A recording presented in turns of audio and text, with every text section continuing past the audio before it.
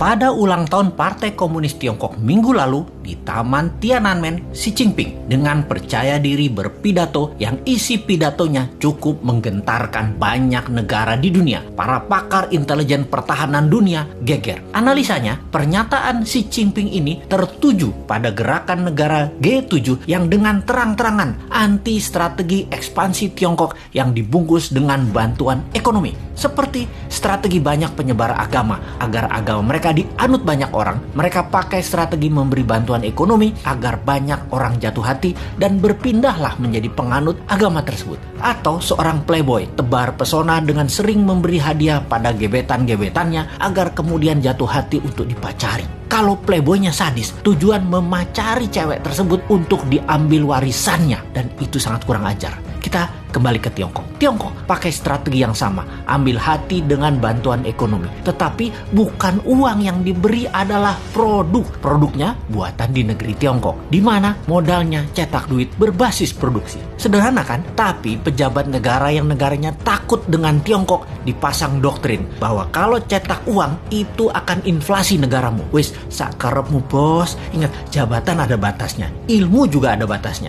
Hanya kebodohan yang ada batasnya. Nanti New Mind pakai strategi sama, memberi. Kalau sekarang kita lanjut dengan G7 yang anti strategi Tiongkok dan akan mempunyai program B3W yang menyediakan anggaran 10 kali anggaran Tiongkok ekspansi ke luar negeri. Kalau New Mind jadi, kita nggak pakai keduanya, kita main sendiri. Wis, pinter kalau urusan dalam negerinya. Ke luar negerinya, kedua pihak G7 dan Tiongkok kita mainkan. Lalu Xi Jinping mengatakan akan melakukan 3 hal. Memenggal kepala negara yang melawan dan membuli dan membuat masalah dengan Tiongkok. Tiongkok akan membangun 100 silo. Silo adalah tempat peluncuran nuklir warhead roket. Kemudian akan mengambil secara utuh kembali, yaitu Taiwan, Macau, dan Hong Kong. Ini agresi militer niatnya. Biden, pemimpin Amerika, gemetar. Dan Biden mengajak Tiongkok, Rusia, dan Amerika untuk membuat pertemuan 3 negara. Di sini, perebutan global power mulai dicanangkan. Ini serius. Kalau Anda nasionalis dan patriotis NKRI garis lurus, kita membahas negara mulai dari sini. Kita menengok sejarah dunia dalam masalah perekonomian dunia. Tiongkok sejak 3000 tahun yang lalu adalah wilayah perdagangan dan produsen terbesar di dunia. Di zaman Bizantium, Konstantinopel, ada Alexandria misalnya. Banyak lagi wilayah yang sudah lengkap bentuk negaranya dan makmur. Semuanya berdagang dengan Tiongkok. Baru dalam 200 tahunan ini, Tiongkok kalah dagang dengan dunia barat karena kemajuan teknologi yang pesat di Eropa dan Amerika. Hingga Amerika kemudian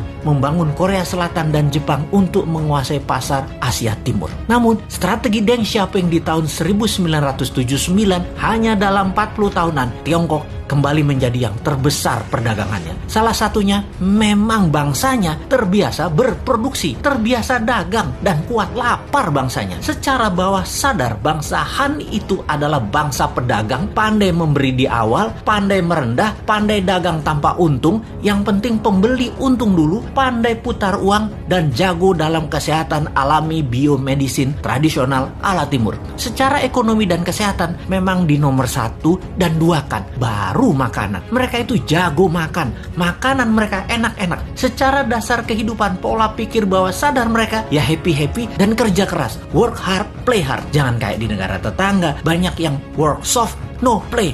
Ai mate dah lu.